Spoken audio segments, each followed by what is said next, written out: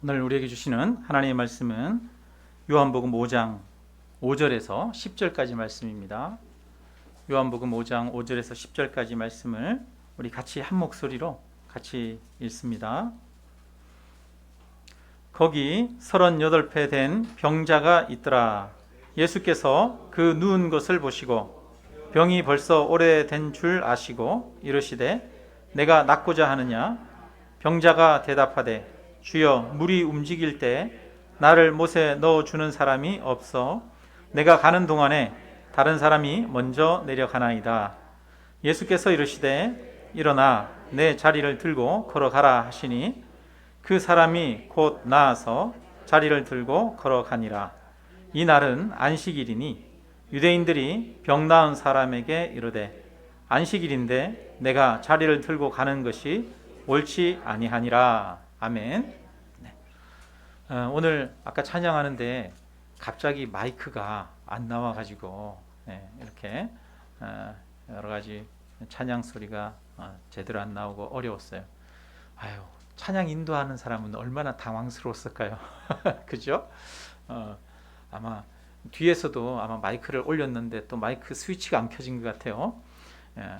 그래서 열심히 위에서 아마 뒤에서 조정한다고 했는데 마이크는 안 나오고 아마 서로가 찬양 인도하는 입장에서는 마음이 많이 또 분주하고 또 집중도 못하고 그랬을 것 같아요. 항상 우리 찬양팀이 또 이렇게 열심히 찬양 준비를 해주시고 또 찬양 인도해 주셔서 우리가 은혜를 누리면서 그렇게 걸어갑니다. 우리 수고하는 찬양팀에게 우리 수고한다, 감사하다 박수 한번 부탁드리겠습니다. 그래. 네, 지난 주일에 우리 베데스다 연못에서 예수님을 만나 회복된 38년 된 병자에 대한 이야기를 나눴습니다. 우리가 그때 고백을 했죠. 내가 바로 38년 된 병자입니다. 이런 고백을 했습니다. 지난주 말씀 나누고 나서 그게 제일 마음에 남았다라고 하는 그런 고백을 들었어요. 저는 49년 된 병자이고 우리는 각자 다 자기 나이만큼 된 병자입니다. 여러분, 이 고백이 우리에게 있습니까? 바라기는 내가 38년 된 병자입니다. 이런 고백이 있기를 바랍니다. 이 병자는 38년 동안 모든 노력을 했어요. 그런데 아무 소용이 없었습니다. 병은 점점 깊어졌습니다. 긴 투병 생활에 재산도 모두 잃었습니다. 처음에는 그 곁에 가족들도 있었고 친구들도 있었는데 병이 오래되면서 다 떠나버렸습니다. 그의 주변에는 도움을 구할 사람이 아무도 없었습니다. 천사가 내려와서 베데스다 연못에 물을 동하게 할 때 가장 먼저 내려가면 병이 낫는다라고 하는 이야기가 있었는데 이 38년 된 환자는 그것조차도 기대할 수 없었습니다. 왜냐? 그의 몸이 불편하기 때문에 그는 스스로 일어서서 걸어가기가 너무 힘겹습니다. 그가 내려가기 전에 다른 사람들이 먼저 내려가기 때문에 그는 기적조차도 기대할 수 없는 그런 사람이었습니다. 이 사람이 병이 낫기 위해서 자기가 할 수 있는 것은 아무것도 없었습니다. 정말 아무것도 할 수 없었습니다. 그는 더 이상 기대조차 하지 않았습니다. 낫고자 하는 소망조차 없었습니다. 예수님이 찾아오셔서 네가 낫고자 하느냐 그랬더니 네, 낫고자 합니다 이렇게 하지 않아요. 그는 모든 소망도 접어버리고 하루하루 살아갈 뿐이었습니다. 그러던 어느 날 한 사람이 그에게 다가왔습니다. 이 환자에게 묻습니다. 내가 낫고자 하느냐? 일어나 자리를 들고 가라 라고 말씀하십니다.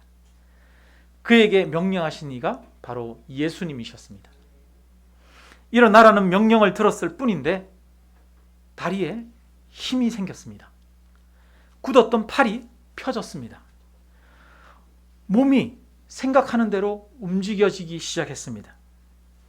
오랫동안 누워 있어서 근육들이 퇴화했음에도 불구하고 몸에 힘이 생겨났습니다. 누워있던 자리를 들고 일어날 수 있는 힘이 생겼습니다. 정말 놀라운 일이죠. 38년 된 이 병자가 회복되는데 그가 한 일은 아무것도 없습니다. 심지어 그는 예수님께 나를 회복시켜 주십시오 라고 기도조차 하지 않았습니다. 예수님께 부탁조차도 하지 않았습니다. 그런데 예수님이 그에게 일방적으로 찾아오셨습니다.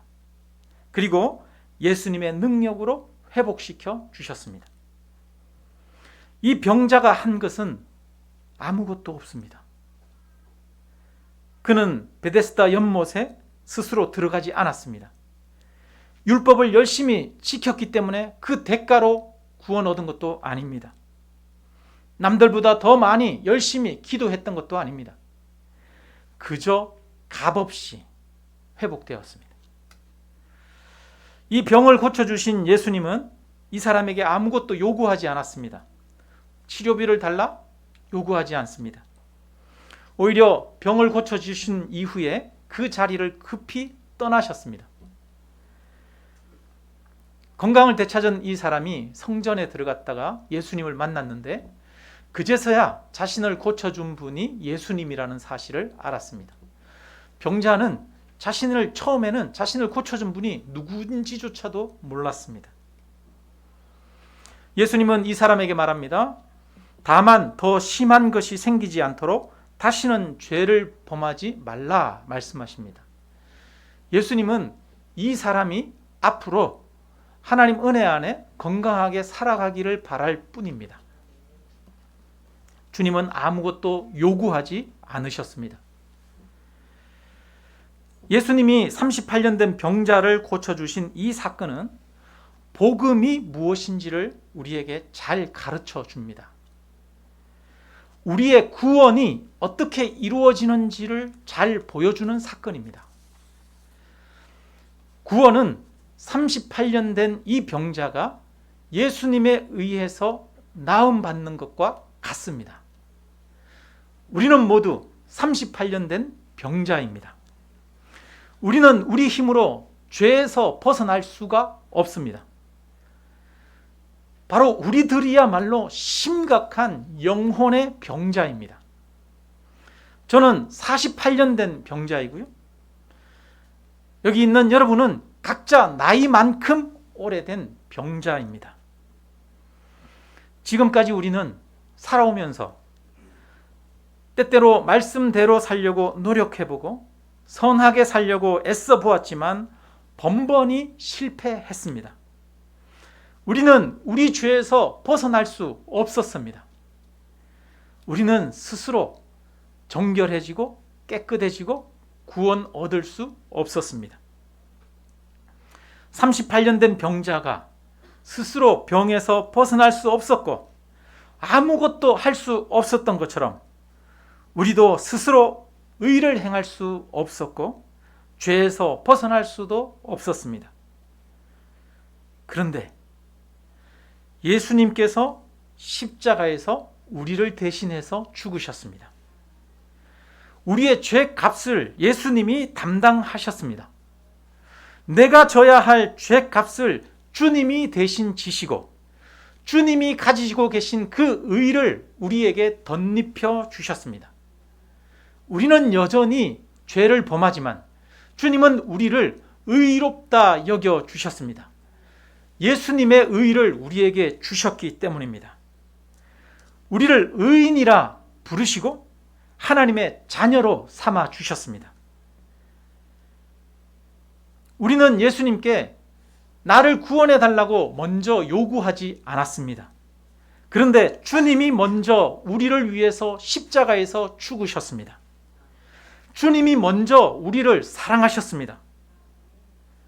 우리가 하나님의 자녀가 되기 위해서 한 것은 아무것도 없습니다.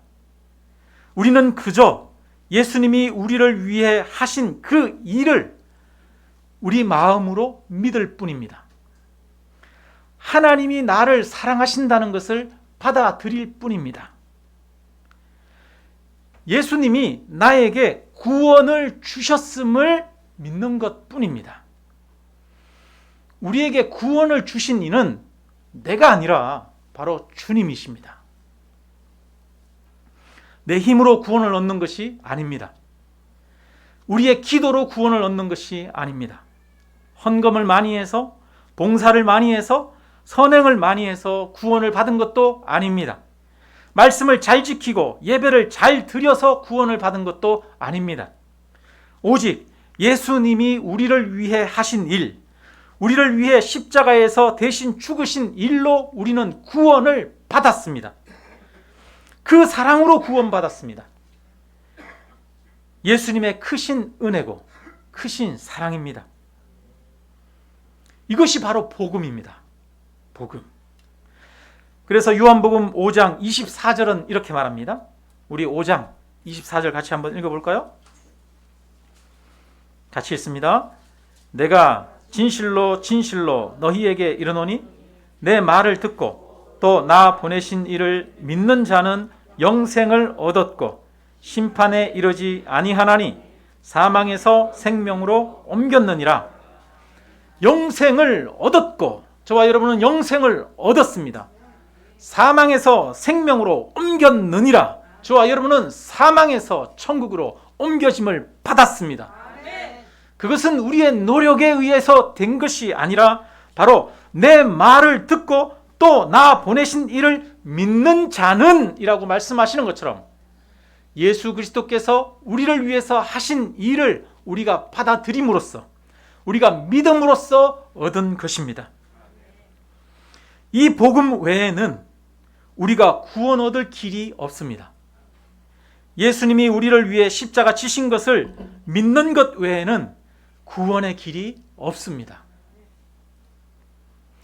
그런데 이 복음과 좀 비슷한 것이 있어요.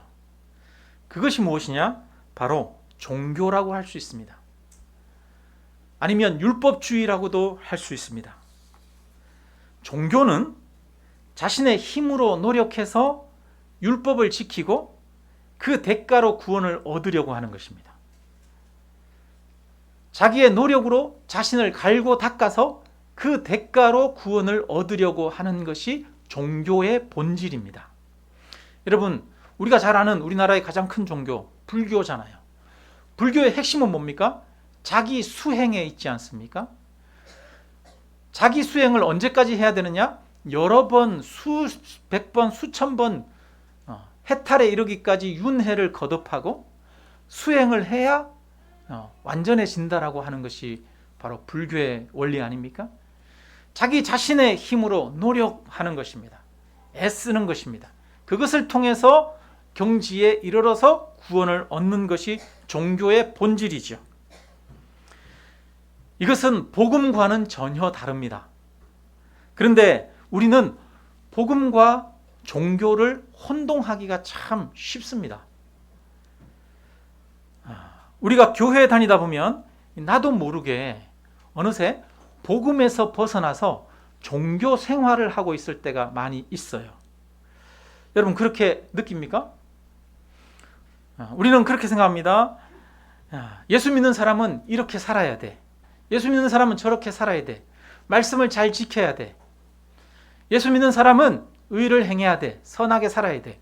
이런 생각을 마음속에 하고 살아갑니다. 그런데 우리가 생각한 그 기준에 미치지 못할 때, 한 주간의 삶을 살아가면서 죄악 가운데 넘어지고 세상 욕심 가운데 아웅다웅하면서 다투면서 그렇게 살아갔다가 주일에 우리가 예수님 앞에 나와서 다시 예배 드릴 때, 그때 우리 마음 가운데 얼마나 많은 죄책감이 솟아오릅니까? 우리는 예수님 앞에 나오면서 나의 행위를 바라보게 됩니다. 우리는 우리 힘으로 구원 얻은 것이 아니에요. 우리가 우리 자신의 가치를 확인하는 것이 그 근거가 나의 행위에 있지 않습니다.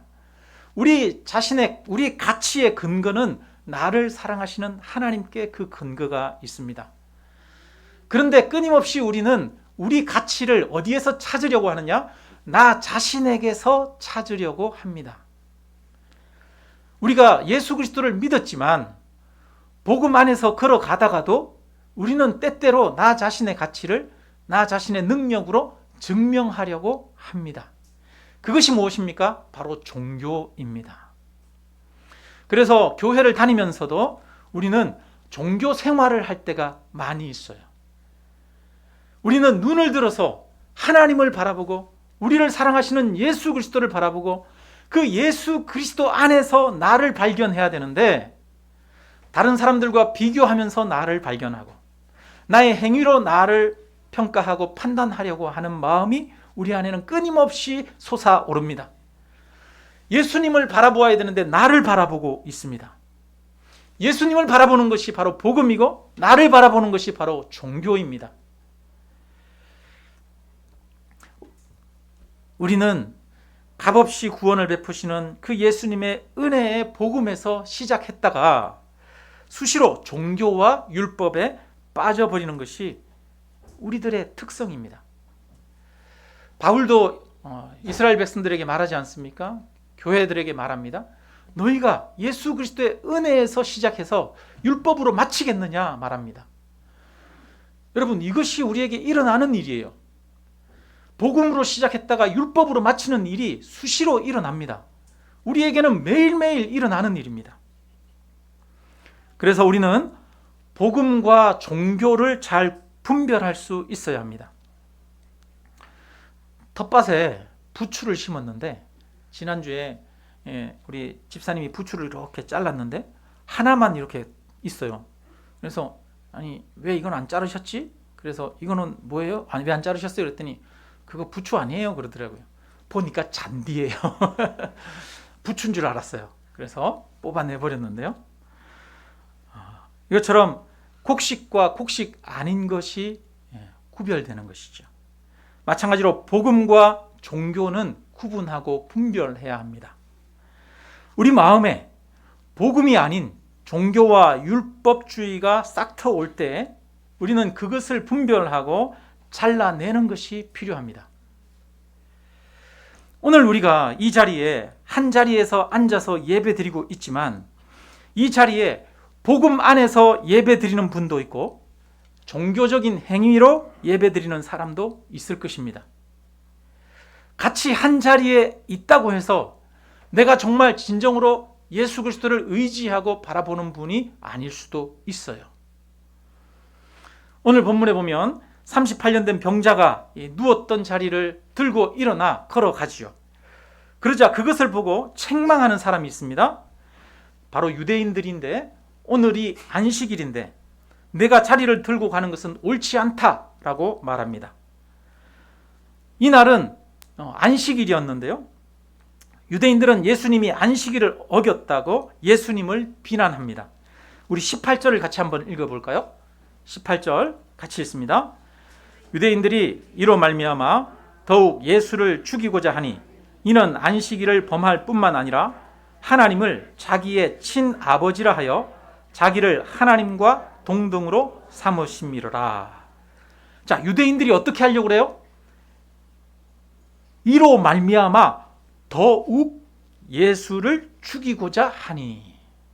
예수님이 안식일 날 38년 된 병자를 고쳤다고 해서 이로 말미암아 더욱 예수님을 죽이려고 했다라고 말하고 있습니다. 여러분, 예수님을 부인하는 두 가지 방법이 있어요. 예수님을 부인하는 두 가지 방법. 첫째는 아예 예수를 생각하지 않는 거예요. 자기 마음대로 살아가는 거죠. 세상 사람들, 그 사람들은 여기 와서 예배도 안 드리고 자기 마음대로 살아갑니다. 이 당시에 이방인들 자기 마음대로 살아갑니다. 예수님을 부인하는 사람들이지요. 이방인들 예수님을 모르는 사람들이에요. 그런데 그 이방인들만 예수님을 부인하는 것이 아니라 유대인들 중에 예수님을 부인하는 사람이 있습니다. 누굽니까? 바로 예수님이 안식일을 어겼다고 예수님을 죽이려고 하는 사람들. 이 사람들은 유대인인데 예수님을 부인하고 있습니다. 안식일을 열심히 지키는 유대인들이 예수님을 인정하지 않은 것처럼 오늘날 교회를 열심히 다니고 주일에 예배도 빠지지 않고 헌신과 봉사를 많이 하는데도 예수님을 인정하지 않는 사람들이 있을 수 있어요. 여기에 나오는 이 유대인들을 보십시오. 38년 된 병자가 누워있다가 그 자리를 들고 일어나 걸어가는 것도 야, 너 왜 안식일을 어기는 거야? 왜 하나님의 말씀을 어기는 거야? 라고 지적합니다. 그런데 그 사람이 예수님을 죽이려고 합니다. 예수님을 인정하지 않았어요. 말씀을 철저하게 지키려고 하는 사람이 오히려 예수님을 인정하지 않았어요. 그렇다면 오늘날도 마찬가지이지 않을까요? 오늘날도 교회 안에 말씀을 철저하게 지키려고 애를 쓰는데 예수님을 인정하지 않는 사람이 있을 수 있어요. 말씀을 철저하게 지키려고 하는데 예수님을 죽이려고 드는 사람이 있을 수 있어요.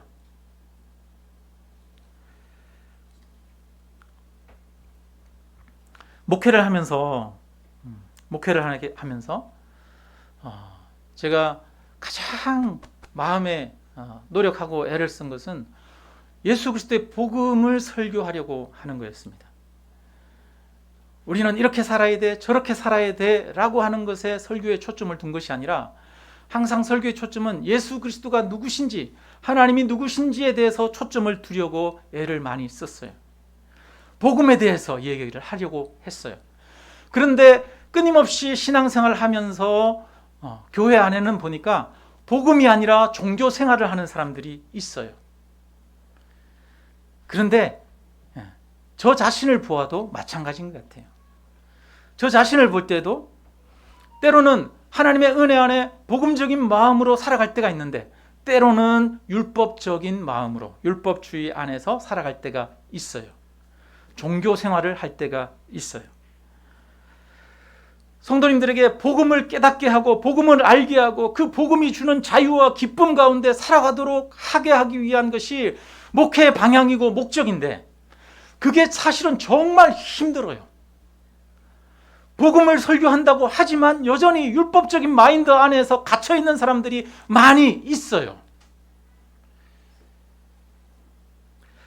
여러분, 우리는 예수 그리스도의 은혜의 복음을 아는 자가 되어야 될 줄로 믿습니다. 예수 그리스도의 은혜의 복음 안에 머물 수 있는 자가 되어져야 될 줄로 믿습니다. 교회 안에 복음 안에 있는 사람이 있고 종교 생활을 하는 사람이 있습니다. 교회 안에 유대인들 가운데 오늘 38년 된 이 병자는 예수 그리스도의 은혜를 경험했지요. 그런데 다른 유대인들은 종교 생활을 하고 있는 겁니다.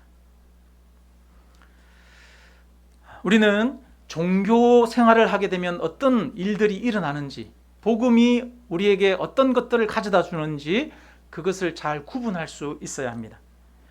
그렇다면 여러분, 종교는 어떻습니까? 어떤 겁니까? 다른 말로 하면 율법주의라고 할 수 있죠. 종교는 말씀을 지키고 따르는 자신의 행위의 대가로 구원을 얻으려고 하는 것입니다. 무엇의 대가로요? 자신의 행위의 대가로 구원을 얻으려고 하는 겁니다.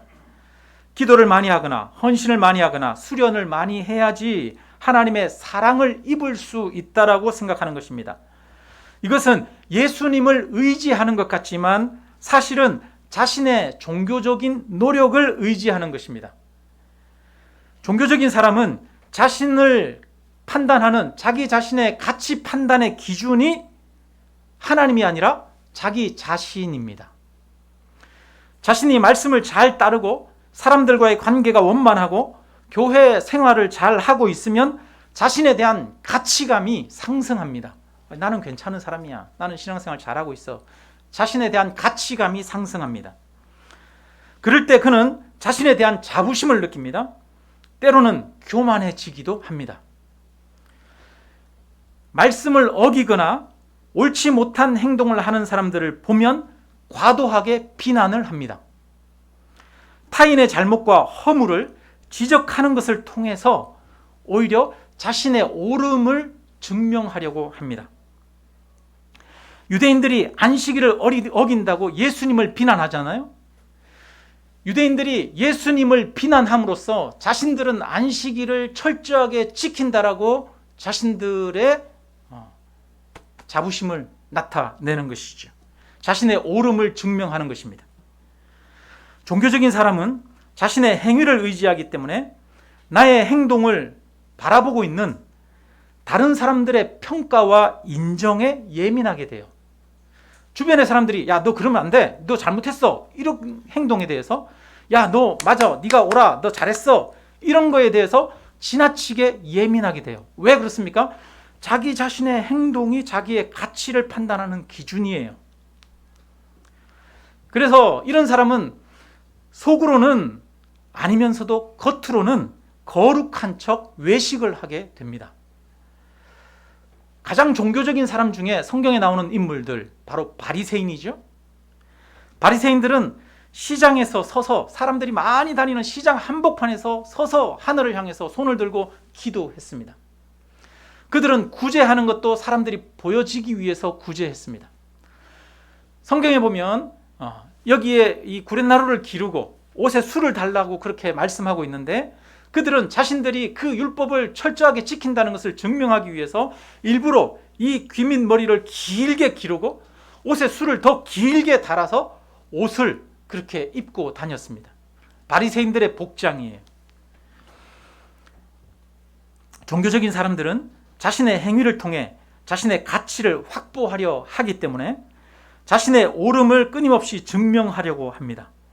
자신이 잘하는 것이 있으면 드러내고 자랑합니다. 교만하게 됩니다. 자신이 옳지 않은 것이 드러나면, 자기가 잘못한 것, 실수한 것, 이런 것들이 드러나면 자기가 무가치하다라고 생각하기 때문에 이 사람은 자기의 허물을 인정하면 안 되는 거예요. 끊임없이 변명하려고 합니다. 자신을 합리화하려고 합니다. 겸손하게 자기의 허물과 잘못을 고백하지 못합니다. 실수를 인정하지 않습니다. 미안하다, 죄송하다 말하기를 싫어합니다. 자기를 합리화하게 되고 변명하는 거죠. 남들보다 뛰어나야 자신의 가치를 증명할 수 있다고 생각하기 때문에 항상 자신의 옳음을 주장하려고 하는 것이죠. 종교적인 사람은 자신의 행위를 의지하기 때문에 자신이 실수하거나 예수님을 따르지 못했거나 옳지 못한 일을 한 것이 드러날 때 그때는 자기 자신에 대한 깊은 환멸을 느낍니다. 나는 가치 없어. 나는 죽어야 돼. 나는 못한 놈이야. 나는 안 돼. 이런 깊은 환멸을 느낍니다. 자기 비하를 하는 것이요. 깊은 수치심 가운데 빠집니다. 그런데 사실 우리는 모두가 다 실수하지 않습니까? 옳지 못한 일을 하면서 살아갑니다. 아무리 실수가 없는 척 해도 모든 사람이 실수합니다. 겉으로는 아닌 척 외식하고 번드르르하게 치장하지만 사실은 그 속은 썩어 있는 것이 우리 사람이지 않습니까? 그렇기 때문에 사실은 마음속 깊은 곳에는 깊은 수치감이 있습니다. 절망감이 있습니다. 구원을 얻었다라고 하는 안식과 평안이 없습니다. 불안과 두려움이 있습니다. 그래서 바리새인 중에 바리새인이었던 니고데모가 한밤중에 예수님을 찾아오잖아요.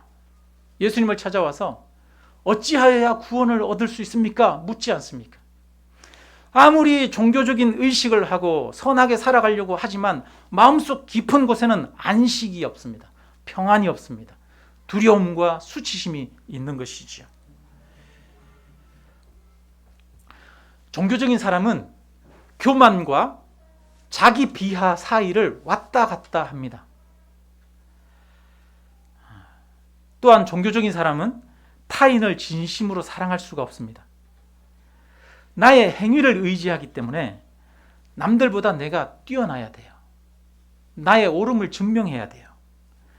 그래서 끊임없이 시기와 질투에 사로잡힙니다. 나와 다른 사람을 인정하려고 하지 않습니다. 바리새인들이 예수님을 보고 예수님을 시기하잖아요. 그래서 예수님을 죽이려고 하잖아요. 율법주의에 빠지면 이처럼 타인을 시기하고 질투하게 되어집니다. 율법주의에 빠지면 사람들과의 관계가 깨어지는 것이죠. 사회적으로도 갈등을 겪을 수밖에 없습니다. 혹시 여러분 내 안에 그런 율법주의적인 증상이 있지는 않습니까? 우리 안에 그런 것들 다 가지고 살 때가 많잖아요. 그게 빠질 때가 많잖아요. 여러분, 우리가 은혜 안에 살아가게 되기를 주님의 이름으로 축원합니다. 은혜를 아는 사람, 예수님이 값없이 베푸신 그 사랑, 그 구원을 아는 사람은 내가 하나님 앞에 내세울 것이 없지만 하나님이 나를 사랑하신다는 것을 진정으로 고백합니다. 그래서 내가 내 행위로 내 가치를 발견하는 것이 아니라 예수님 안에서 내가 발견되는 것입니다.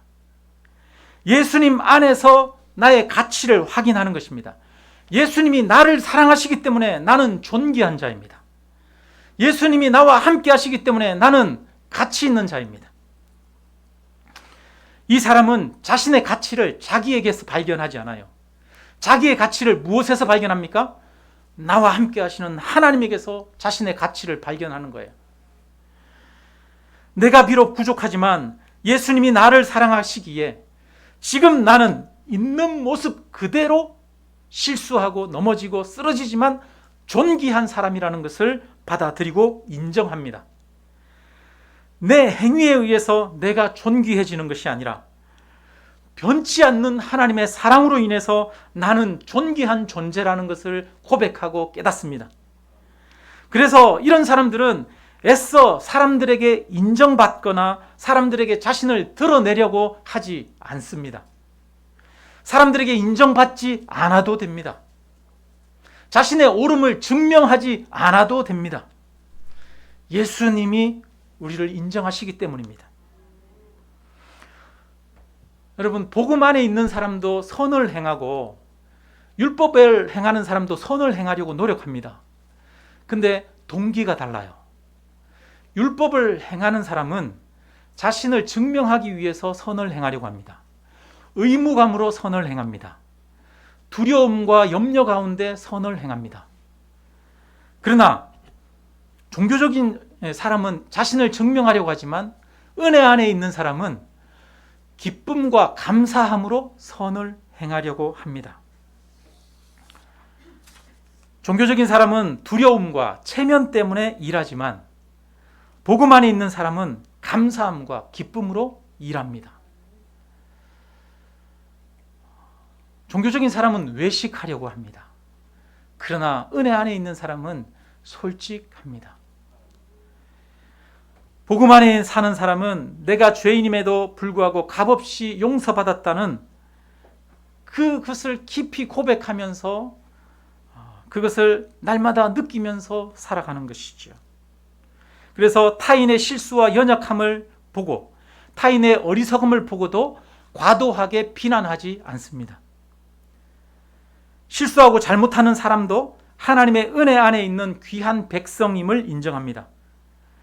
악을 행하는 사람이나 자신의 죄를 알지 못하는 사람을 보면서 안타까워하고 그를 바르게 바로잡아 주기 위해서 그를 위해 기도하고 노력합니다.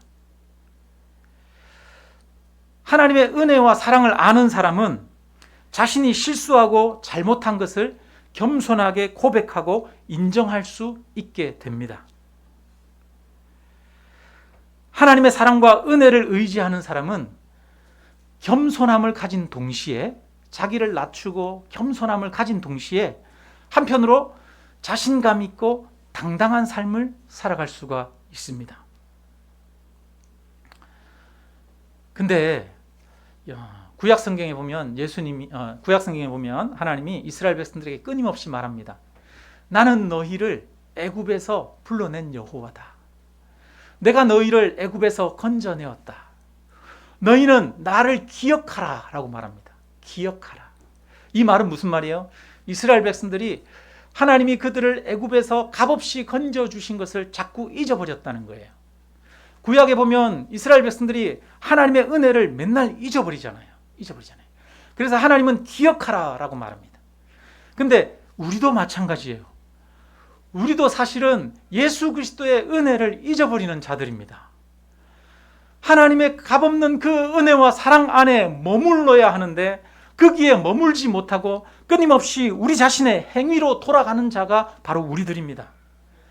우리는 복음에서 시작해서 은혜에서 시작해서 율법으로 맞추려고 하는 것이 우리의 자연적인 본능입니다.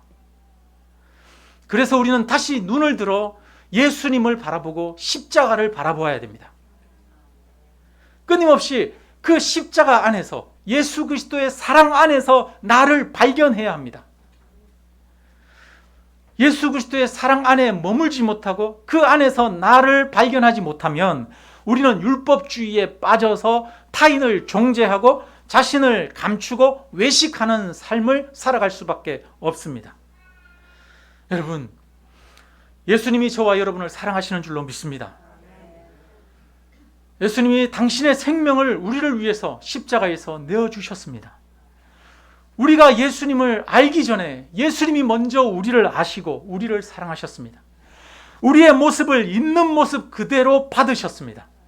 우리는 추하고 죄악되고 넘어지고 쓰러지지만 이미 예수님이 저와 여러분을 사랑하십니다. 우리는 하나님의 사랑받은 존재입니다. 우리는 이 예수 그리스도의 은혜 안에서 날마다 자기 자신을 발견할 수 있기를 주님의 이름으로 축원합니다. 말씀을 마칩니다. 오늘은 종교와 복음의 차이에 대해서 말씀을 드렸어요. 여러분, 우리의 신앙의 핵심이 무엇입니까? 복음 안에서 나를 발견하는 것입니다. 복음 안에서 나를 바라보는 것입니다. 이것은 복음 안에서 나를 발견하기 위해서 끊임없이 예수 그리스도를 바라보는 것입니다. 제가 목회를 하면서 가장 힘든 게 이거예요. 교회가 끊임없이 율법으로 빠질 때가 많이 있어요. 성도님들도 그렇고 저도 그렇고 율법으로 빠질 때가 있어요. 다시 예수 그리스도의 은혜를 우리 안에 불릴 듯 일으키는 것이 우리의 과제입니다. 목회의 과제입니다. 바라기는 우리가 예수 그리스도의 사랑 안에 머물 수 있기를 주님의 이름으로 축원합니다. 오직 그 복음으로 살아가는 저와 여러분이 되시기를 주님의 이름으로